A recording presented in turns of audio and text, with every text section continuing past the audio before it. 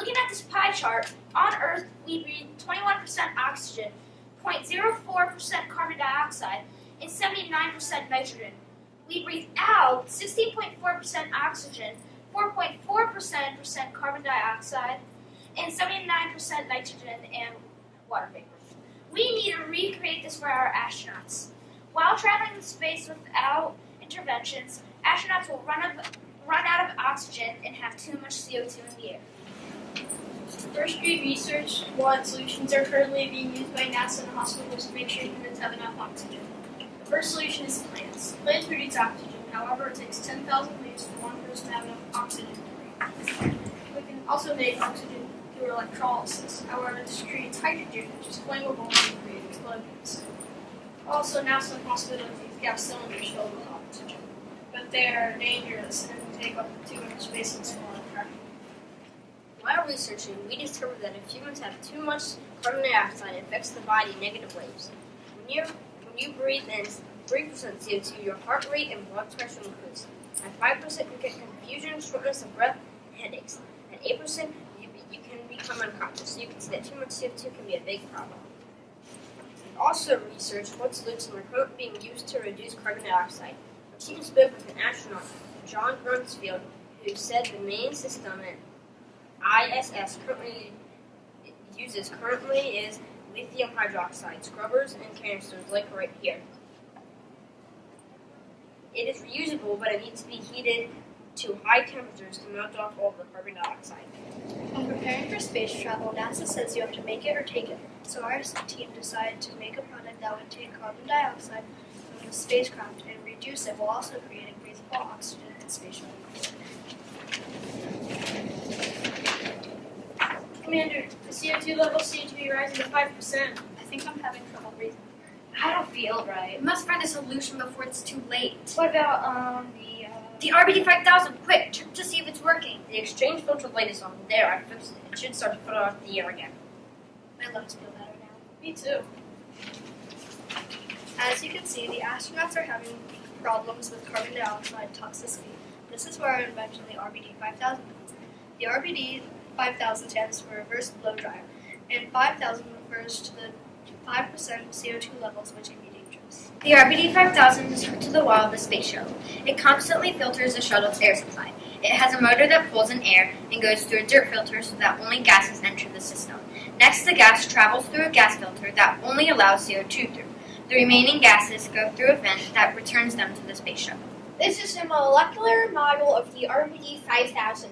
On the left side is water vapor, nitrogen, and oxygen, and carbon dioxide. When the CO2 passes through the gas filter, it continues to a wall of carbon magnets.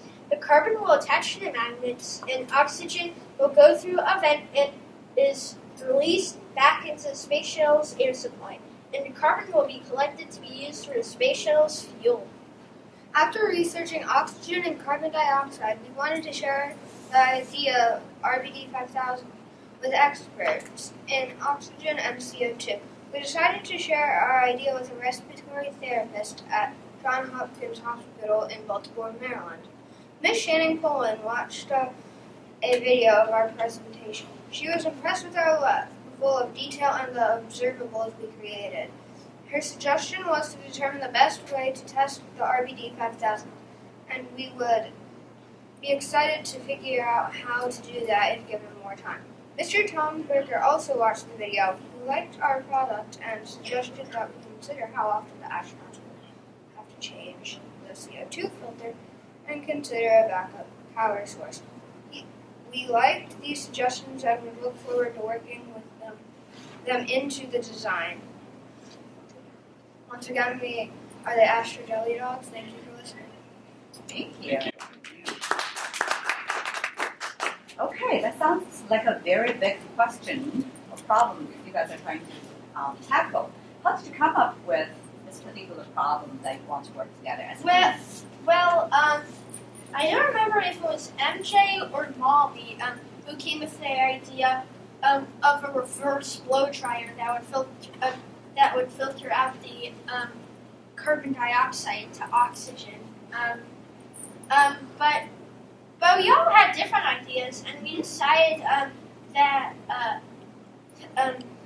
that we should combine some of our ideas because we have some pretty good ideas. Like one person had an idea of having like a carbon magnet to disconnect the carbon from the oxygen.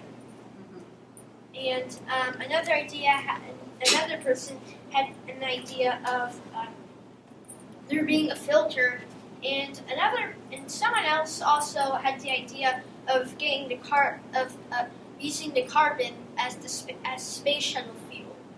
And we all liked the ideas, and we decided to put those ideas into the RB 5000. Very impressive.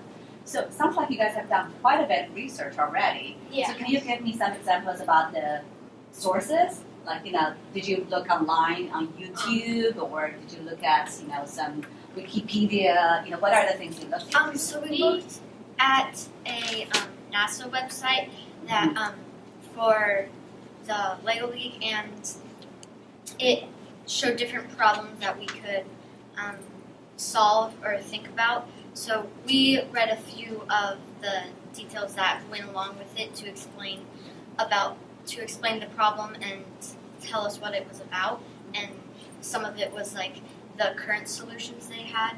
So we also looked. There was an Apollo 13, I think it was 13 video about how the carbon dioxide affected space travel, and a video. These people had a cylinder tank filled with the air that was explosive and dangerous, and they took off the top, and then it went flying, and it broke through the wall of bricks, so they were trying to break them. We also watched another video of how the electrolysis, I think it was, how that worked. Okay. All right. Sounds like you guys have done quite a bit of analysis to actually, try to come up with a solution for this as well. I think I'll probably stop right here and move on to the innovation part. So I'm loving the filter. It's actually a very great thing to have in space to put all that out. I love it. Future for so for your solution, you're mentioning that many of you guys have different aspects. So coming up with that, how did you choose between those aspects? What made you choose this and about it? We took a vote, so we had all our ideas, and we took votes, and the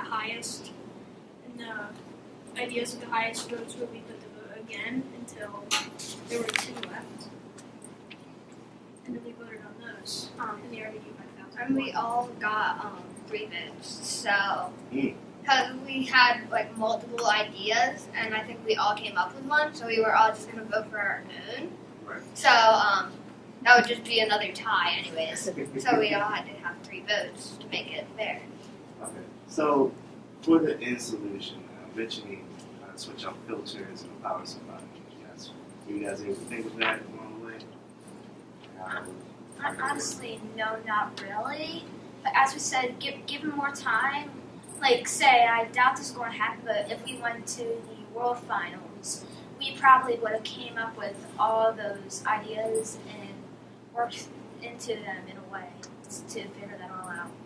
I love this. I really think it's a good idea. This should definitely be Any other questions? Hey, no, this is pretty cool. Can you show me that model again in the different molecules? Yeah. Explain what is happening there. You said the water vapor.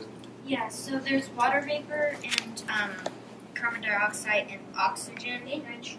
Yes, and we use little pom-poms to represent them. And so then there's some on the outside that shows that they come out here and go back out into the space shuttle. And then over here there are some connected to the magnets on the walls and some floating in the air. That's sulfur or oxygen.